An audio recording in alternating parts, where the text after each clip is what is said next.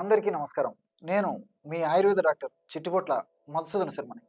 మనం ఈ వీడియోలో మండుటెండలకి సమాధానం మన ఇంట్లో అనేటువంటి ఆసక్తికరమైనటువంటి అంశాన్ని గురించి తెలుసుకోబోతున్నాం. ఈ వేసవి తాపం వల్ల చాలామంది ఇబ్బందులు పడేటువంటి పరిస్థితి ఉంటూ ఉంటుంది. మనం బయటికి వెళ్ళినప్పుడు ఈ వేసవి ప్రభావం వల్ల శరీరంలో అనేక రకాలైనటువంటి లక్షణాలు కలగవచ్చు. మానసికపరమైనటువంటి ఇబ్బందులు కలగవచ్చు. అట్లా కాకుండా ఇంట్లో ఉన్నప్పటికీ ఆ యొక్క వేసవి ప్రభావం చేత ఆ యొక్క వేడి లక్షణాలు కలిగేటువంటి పరిస్థితి ఏర్పడి ఒక్కొక్కసారి వడదెబ్బ కూడా దారితీసేటువంటి పరిస్థితి ఏర్పడుతూ ఉంటుంది.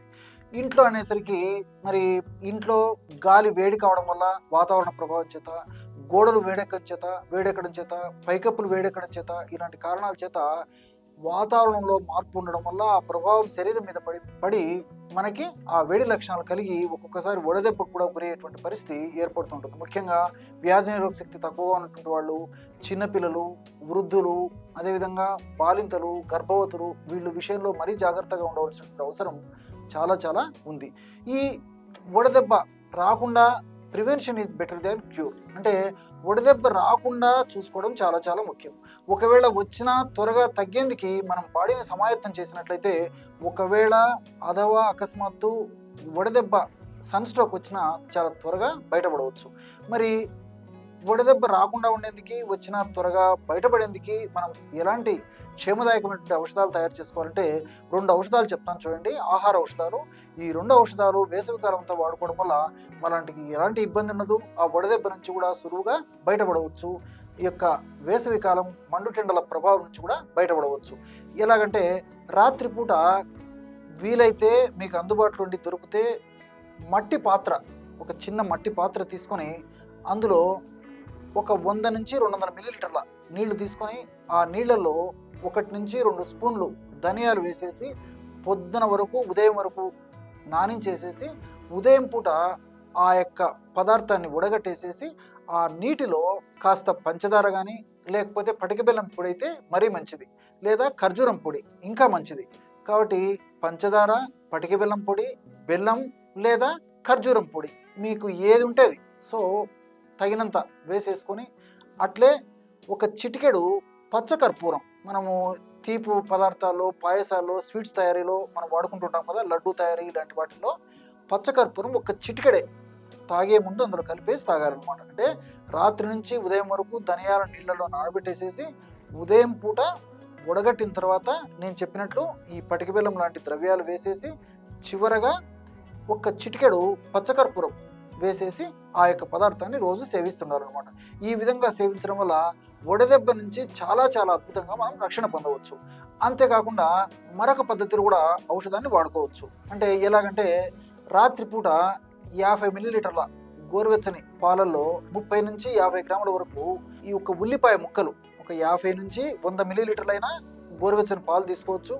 అందులో 30 నుంచి 50 గ్రాముల ఉల్లిపాయ ముక్కలు వేసేసి పాలు తోడు పెట్టేసేసి ఉదయం పూట ఆ పదార్థాన్ని రెగ్యులర్గా సేవించవచ్చు. నేను చెప్పినట్లు, ఇంతకుముందు చెప్పినట్లు ధనియాల కషాయంతో పాటు ఉదయం పూట టిఫిన్ సమయంలో ఇది వాడుకోవచ్చు. లేని పక్షంలో ధనియాల కషాయం ఒకటి వాడుకున్నా సరిపోతుంది అనమాట. అవసరాన్ని బట్టి 2 కూడా వాడుకోవచ్చు, లేకపోతే ఏదో ఒకటి వాడుకున్నా సరిపోతుంది. ఈ విధంగా వాడుకోవడం వల్ల ఈ యొక్క మండుటెండల నుంచి చాలా చక్కగా మనం బయటపడేందుకు మార్గం సుగమం అవుతుంది. వీటితో పాటు కొన్ని జాగ్రత్తలు కూడా తీసుకోవాలి.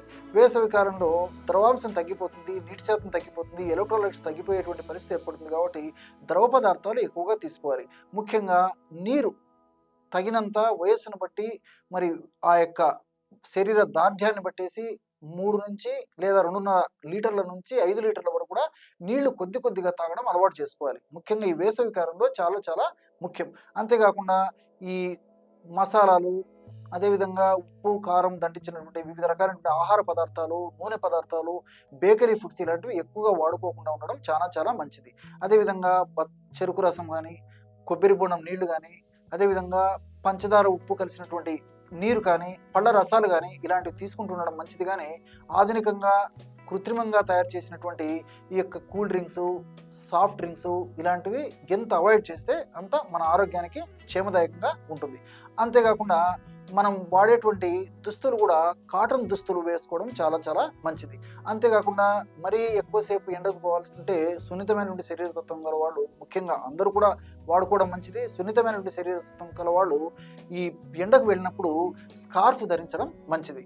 అంతేకాకుండా ఏవైనా పనులు ఉన్నప్పుడు తప్పని పరిస్థితుల్లో వెళ్ళాల్సి వస్తూ ఉంటుంది కాబట్టి వీలైనంత వరకు అర్లీగా పనులు ముగించుకొని రావడం చాలా చాలా మంచిది. అంతేకాకుండా వ్యాయామం కూడా ఉదయం పూట 8 గంటల లోపల వ్యాయామం చేయాలి. అట్లే సాయంత్రం పూట 5-6 దాటిన తర్వాత వ్యాయామం చేయడం మంచిది. టైం ప్రకారం ఆహారం తీసుకుంటుండాలి. ఇలాంటి చిన్న చిన్న జాగ్రత్తలు తీసుకోవడం వల్ల మండుటెండల బాధ నుంచి మనం చాలా చక్కగా బయటపడేందుకు మార్గం ఏర్పడుతుంది. అంతేకాకుండా ఈ సీజన్లో దొరికేటువంటి ఈ పుచ్చకాయ, కర్బూజా ఇలాంటి పళ్ళు బాగా విరివిగా తీసుకోవచ్చు. అదేవిధంగా అనేక రకాల ముందు ఈ తాటి ముంజలు ఇలాంటివి వస్తుంటాయి కాబట్టి అలాంటివి తీసుకోవచ్చు. కాబట్టి ఇలాంటి వాటిల్లో ఎలక్ట్రోలైట్సే ఉండడమే కాకుండా ద్రవాంశం ఎక్కువ ఉంటుంది కాబట్టి దీనివల్ల మన శరీరానికి సదా రక్షింపబడేటువంటి పరిస్థితి ఉంటుంది. కాబట్టి పళ్ళన్నీ తీసుకోవచ్చు. ముఖ్యంగా ఈ పళ్ళు చాలా చాలా ముఖ్యం. వేడి చేసేటువంటి పళ్ళు అంటే ఈ బొప్పాయి, అనాస ఇలాంటి పళ్ళను మాత్రం ఎప్పుడో ఒకసారి కొద్ది ప్రమాణంలో తీసుకోవచ్చు. కానీ మిగతా పళ్ళని ఇంచుమించు తీయగా ఉండి వేడి చేయకుండా చలువ చేసేటువంటి పళ్ళని కూడా ఈ కాలంలో విరివిగా వినియోగించుకోవడం చాలా చాలా మేలు. ఇలాంటి జాగ్రత్తలు తీసుకోవడం వల్ల మండుటెండల బారి నుంచి చాలా సులువుగా మనం బయటపడవచ్చు. చూశారు కదా, ఇటువంటి సులువైనటువంటి అంశాన్ని మండుటెండల బాధ నుంచి రక్షించుకునేందుకు ఈ వీడియోలో తెలుసుకున్నారో, మరొక వీడియోలో మరొక అంశంతో మళ్ళీ కలుద్దాం. అంతవరకు నమస్కారం. మీ చిట్టిబొట్ల.